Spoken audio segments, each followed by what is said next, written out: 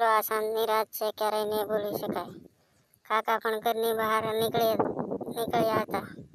કોઈ બહાને મેં મમ્મી પપ્પા પણ બહાર મોકલ્યા હતા અને હું અને કાકી ઘરે હતા. અમે ઘણા સમયથી આ તકની રાહ જોઈ રહ્યા હતા. મેં કહ્યું, કાકી, આજે ઘણા સમય પછી આપણે ક્રિકેટ રમવાનો મોકો મળ્યો છે. કાકી, ચાલો આપણે ક્રિકેટ રમીએ. મને આજે બહુ મન થાય છે. મારો પોપટ તમારી ગુફા માટે તરસી રહ્યો છે. કાકીએ કહ્યું, એક વાતનું ધ્યાન રાખજે કે તારા કાકાને ખબર ન પડે. કહ્યું, અરે કાકી, તમે ચિંતા ના કરો. પછી હું અને કાકી રૂમમાં ગયા અને કાકીએ પહેલા દરવાજો બંધ કર્યો. કાકી ખૂબ જ સુંદર હતી, પણ મારા કાકાને તેની કોઈ કદર ન હતી. તે તેને વારંવાર ઠપકો આપતા અને તેની સાથે લડતા, અને તેથી જ કાકી મારી સાથે ક્રિકેટ રમવા માટે પાગલ થઈ ગયા હતા. પછી કાકીએ તેના રૂમમાં ક્રિકેટ રમવા માટે તૈયાર કરી અને મને કહ્યું, અહીં બેડ પર સૂવા આવ. ત્યારે હું જાડા પોપટ મસ્ત મજાના મસાજ કર્યા. ધીમે ધીમે મારા રબર જેવો પોપટ કાઢ્યો અને સૂસવા લાગી અને મને આનંદ મળતો હતો. મારો પોપટ એકદમ લાલ અને લાંબો હતો. તે કાકીને શીશો પાડવા માટે તૈયાર હતો. પછી મેં કાકીને ધીમે ધીમે હાથ ફેરવવાનું શરૂ કર્યું. મારો હાથ કાકીની રાધેશ્વર ગુફા પાસે ગયો, ત્યાં ધીમે ધીમે ફેરવવા લાગ્યો. ત્યાં કાકી ભાન ભૂલી ગઈ અને મારા ઉપર સૂઈ ગઈ. પછી કાકીને બેડ પર વાંકી રાખીને તેના વાળ પકડ્યા. મારા હાથમાં લઈને કાકીને ઘોડી બનાવીને મારા રબર જેવો પોપટ કાકીની ગુફામાં નાખ્યો. ત્યાં કાકીની શીશ નીકળી ગઈ. ભત્રીજા, તારો બહુ મોટો છે, ધીમે કર.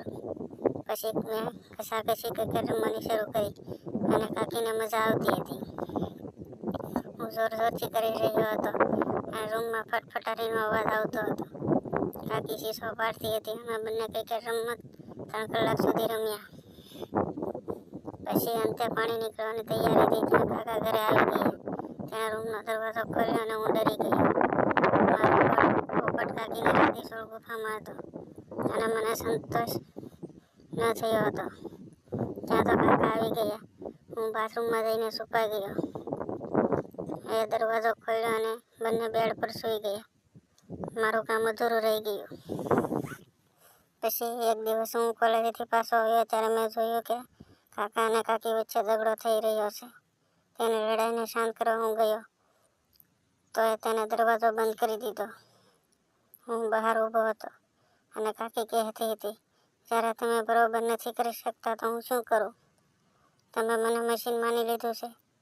વિચારીને કાકીએ કહ્યું કે તમે ફરીથી ક્રિકેટ રમી શકો છો.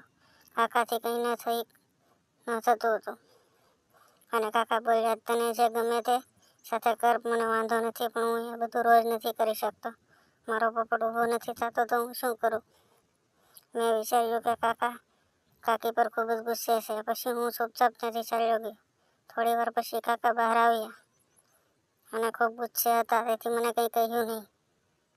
મેં વિચાર્યું કે હું એકવાર કાકીને પૂછીને કાકીના રૂમમાં ગયો. ત્યાં તે પલંગ પર બેઠી હતી. મેં કહ્યું, હું થોડી વાર પહેલાં જ્યારે આવ્યો તો ત્યારે કાકા વચ્ચે કંઈ ઝઘડો ચાલતો હતો. હું ચૂપચાપ સાંભળતો હતો. કાકી કહ્યું, અરે આ તો રોજનું નાટક છે. સાંભળ્યું છે કે તમે કાકાને કહેતા હતા કે તે કંઈ બરોબર કરી શકતા નથી. તો કાકીએ કહ્યું, છોડો હવે તે વાતને, હવે બહાર જાઓ, હું તમને પછી કહીશ. કાકીએ પૂછ્યું, પણ તમે કહ્યું નહીં. હું મારા રૂમમાં ગયો અને કાકી મારા માટે ચા લઈને આવી. તો તેને કહ્યું, કાકી, હું તમને એક વાત કહું? હા, બોલો. મેં કહ્યું, કાકી, આજે તમે બહુ અદ્ભુત દેખાઈ રહ્યા છો. કાકી હસવા લાગી અને તેને કહ્યું, કાશ તમારા કાકા પણ તમારા જેવા હોત તો મારી જિંદગી સ્વર્ગ બની જાત. હું કાકીની વેદના જાણવા માટે એને ઉશ્કેરવા લાગ્યો. કાકીએ કહ્યું, તમે જાણો છો કે મારા લગ્ન આખા 2 વર્ષ થયા છે, પણ તમારા કાકા આજ સુધી મારી સાથે ક્રિકેટ મેચ ક્યારેય બરાબર રમ્યા અને શક્યા નથી. તો મેં વિચાર્યું કે કાકી મને ક્યારે આવી વાતો નથી કહી. પછી આજે અચાનક શું થયું? આ વાત કરતી વખતે મારી બાજુમાં બેસી ગઈ અને કાકીના હાથમાં મારા હાથમાં દીધો અને પછી અચાનક મમ્મી કાકીને બોલાવવા લાગી. પછી કાકી ચાલ્યા ગયા. વિચાર્યું કે ક્યારે આવીને આટલી નજીક બેસી છે તો કદાચ જે મારી સાથે પણ બધું કરી શકે. હું મારા કાકી સાથે આ બધું કરવા માટે પાગલ થઈ રહ્યો હતો, પરંતુ હું શું કરું? મારે તેની સાથે જઈને વાત કરવાની પણ હિંમત ન હતી. પછી થોડા દિવસો આમ જ વીતી ગયા. પણ હું એક રાતે મારા કાકી સાથે ક્રિકેટ રમવાનું વિચારતો હતો. જ્યારે હું બહાર આવ્યો ત્યારે જોયું કે કાકાની રૂમની લાઇટ ચાલુ હતી. અને પછી કાકીનો અવાજ સાંભળ્યો તો હું દિવાલ પાસે બેસી ગયો અને એની વાતો સાંભળવા લાગ્યો. હું હવે સમજી ગયો હતો કે કાકા બરોબર કરી શકતા નથી. સવારે કાકા ઓફિસે ગયા પછી હું કાકીના રૂમમાં ગયો. તે કપડાં ફોલ્ડ કરતા હતા. મેં કહ્યું, શું થયું કાકી? હું તમને એક વાત કહું. કાકી, તમને નથી ઈચ્છતા કે આપણા ઘરે કોઈ નાનો મહેમાન આવે? એનો મતલબ તમે મને ક્યારે ભાઈ બનાવશો?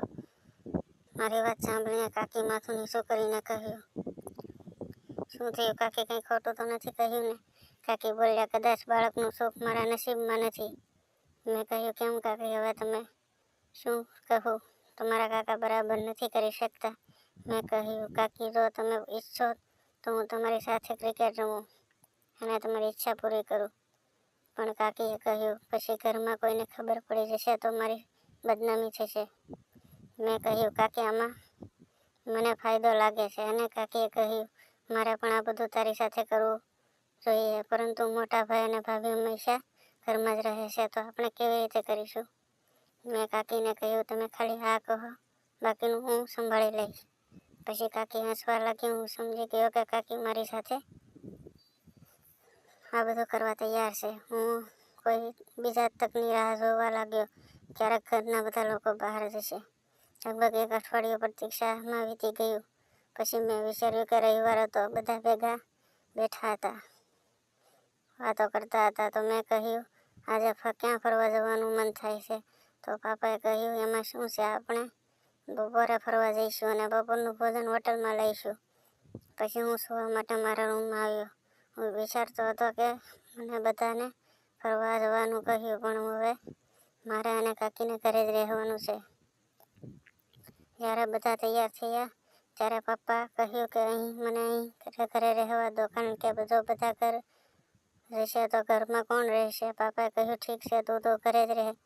તો કાકીએ કહ્યું, હું પણ નહીં આવું, મારી તબિયત સારી નથી. પછી બધા નીકળી ગયા. પછી હું અને કાકી ઘરે એકલા રહ્યા. મેં કહ્યું, વાહ કાકી, તમે શું બહાનું આપ્યું છે? તો કાકીએ કહ્યું, હા, હવે તો મજા કરવાની છે. પછી હું બાથરૂમમાં નહાવા ગયો.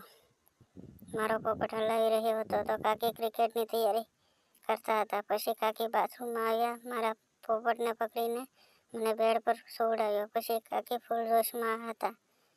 તેણે આવડો મોટો પોપટ ક્યારેય જોયો ન હતો. તે પોપટને માલિશ કરવા લાગી અને પછી તેની ગુફા ખોલીને બે પગ પહોળા કરી મારા પોપટ ઉપર ધીમે ધીમે બેસી ગયા. મેં જોયું તો મારો 9 ઇંચનો પોપટ આખો ગુફામાં હતો. મને ખૂબ આનંદ મળતો હતો. પછી મેં ઘસાઘસી ક્રિકેટ રમવાનું શરૂ કર્યું. કાકીએ સ્પીડ વધારવા કહ્યું. પછી મેં ધબધબાટી બોલાવી દીધી. કાકી રાડો પાડતી રહી. અમે 3 કલાક સુધી આનંદ માણતા રહ્યા. પછી કાકીનું પાણી છૂટી ગયું અને મારું પણ જ્યુસ નીકળી ગયું. તો મિત્રો, આજની સ્ટોરી પસંદ આવી હોય તો વિડીયોને લાઈક અને શેર કરજો તથા અમારી ચેનલને સબસ્ક્રાઈબ જરૂર કરી લેજો.